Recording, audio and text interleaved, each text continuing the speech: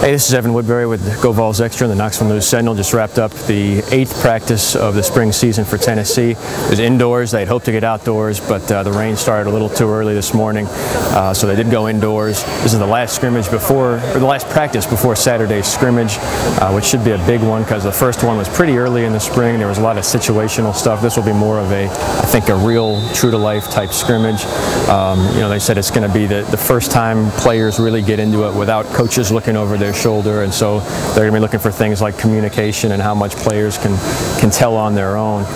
Today we saw some one-on-one drills, some interesting stuff between receivers and defensive backs that you'll see on video, a little bit of teamwork and some situational stuff, and then after we left the practice there was some special teams work as well. So, you know, I think they're just kind of getting ready for that big stage Saturday scrimmage, which as spring practices goes, looks like it'll be a fairly important one just because the final one of the year is that spring game, and they don't do a whole lot of stuff there because they're going to be 40,000 fans watching. The first one of the spring was so early that they didn't have a time to do a lot of stuff.